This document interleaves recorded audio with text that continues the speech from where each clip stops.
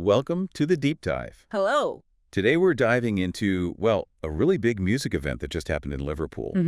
We've got a great source here. It's a BBC Newsbeat article, and it breaks down 5 key takeaways from Radio 1's big weekend. Yeah, and this was a properly massive festival. I think Sefton Park, something like 100,000 people there across the 3 days. Wow. And around 100 acts playing. The piece even gave it a nickname, Scouse Coachella. Scouse Coachella. I like that. It definitely sets the scene. It does. So our plan today is to unpack those 5 main talking points from the article. We want to pull out the really core insights and the interesting bits for you. Kind of a shortcut to get you up to speed on what the source saw as the big stories from the weekend. Exactly. Ready to jump in? Let's do it. What was first on their list? Okay, point number 1, the source leads with the buzz around Sam Fender. Yeah. Headlining the Saturday night. Right. And in notes, he actually told the crowd it was the most nervous he had ever been. Which is quite something to admit, isn't it? Headlining a huge festival like that. Definitely shows a bit of vulnerability. The article kind of frames it as the launch pad for a huge summer for him, building on that people watching album success. Yeah. And it mentioned, even though there were some tech issues apparently, something with his guitar connection. Right, yeah.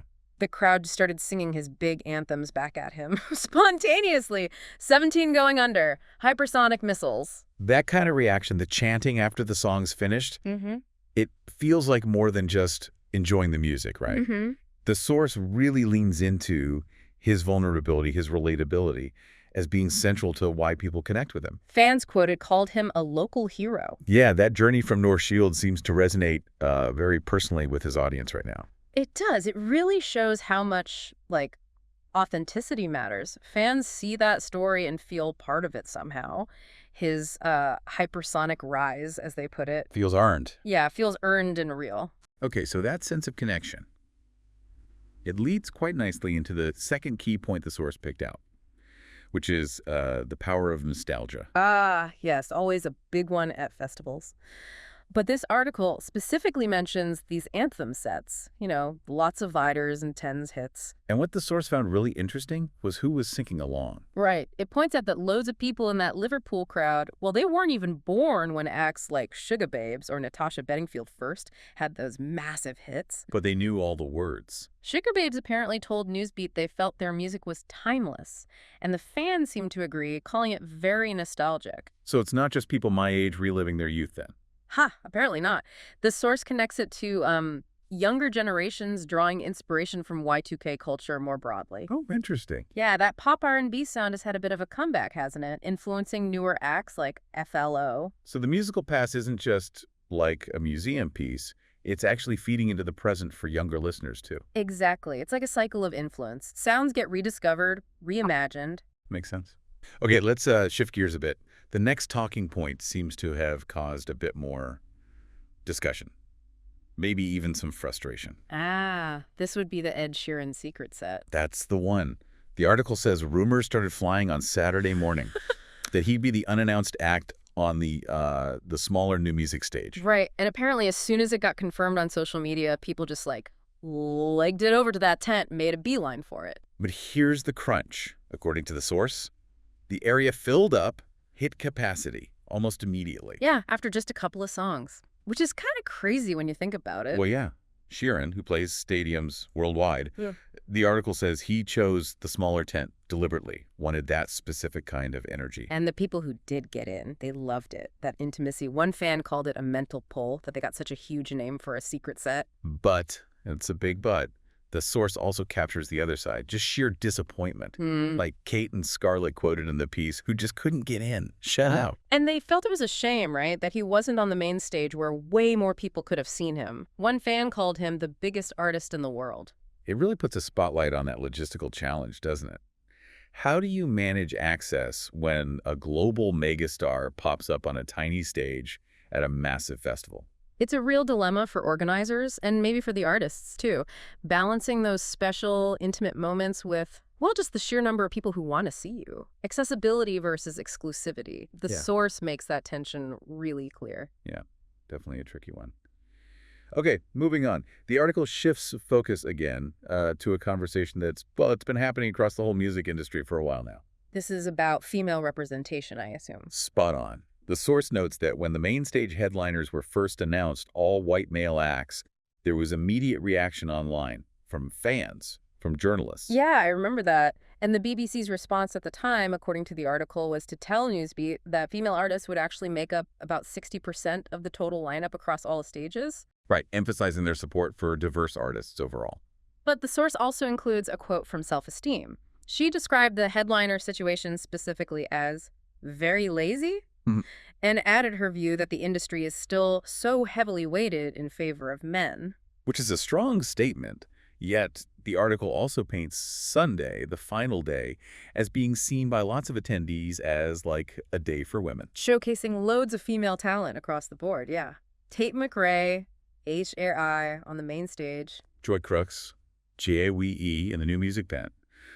A fan quoted specifically praised Lola Young for representing women in a real, authentic way, which echoes that Sam Fender point about authenticity again. So even if they weren't in those very top headline slots this time, the article suggests that for many people there, female artists kind of stole the show. Yeah. Their impact was significant across the weekend, and the BBC is quoted saying they'll continue to advocate for representation. It definitely shows that even with good representation overall, the specific discussion about who gets those prime headline spots, that's still very much alive and kicking. A really important ongoing conversation. Okay, final point from the source. And this one's a bit different, steps away from the actual music for a moment. Let me guess. Disposable vapes. You got it. The article points out, quite rightly, that if you've been to any festival recently, they're just everywhere. Oh, absolutely. Impossible to miss. Even if some places try to ban them, they're incredibly common. And the significant thing here, the source highlights, is that Big Weekend was basically the last big festival before this UK-wide ban on disposable vapes kicks in. June 1st, wasn't it?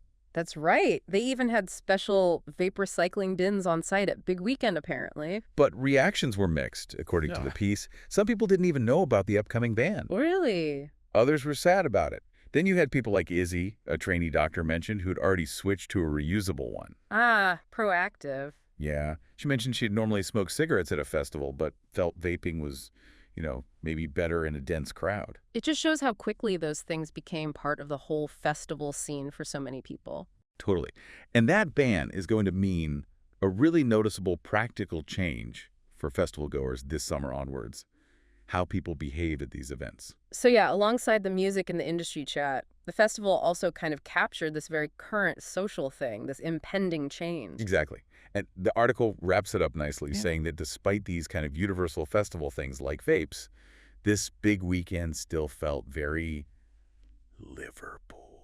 Yeah, how so? Well, mentioning the warmth of the people, all the red football shirts around because Liverpool had just won the Premier League down the road. Ah, okay. It felt like a celebration of the city itself as well as the music. That's how the source put it. Adds that nice local dimension to a big national event. For sure. And, well, that brings us pretty much to the end of the 5 big talking points that the source pulled out from Radio 1's Big Weekend in Liverpool. So just to recap quickly based on that article, we touched on Sam Fender's rise, that power of authenticity. And that fascinating nostalgia loop influencing younger audiences. The Ed Sheeran secret set dilemma, intimacy versus access. The crucial, ongoing discussion about female representation, especially at the top. And finally, that practical shift coming with the disposable vape ban, all drawn just from what was presented in that Newsbeat piece. So you should now have a pretty solid grasp of the key things the source highlighted about the event. Definitely. And just to leave you with a final thought, something to maybe mull over. Go on. Well, this one festival seemed to capture so many different dynamics playing out right now, didn't it? You had the power of authenticity with new artists like Fender, the pull of the past, those Y2K sounds, the challenges huge stars like Sheeran create for accessibility, that vital push for more industry equality, even shifts in social habits like vaping. Yeah, all happening in one place over one weekend. So the question is, maybe, how do all these different threads we saw at just one festival actually reflect the bigger forces shaping our culture, shaping live events right at this moment? That is definitely something to think about. Food for thought. Indeed. Okay, that's all for this deep dive. We really hope you found it insightful.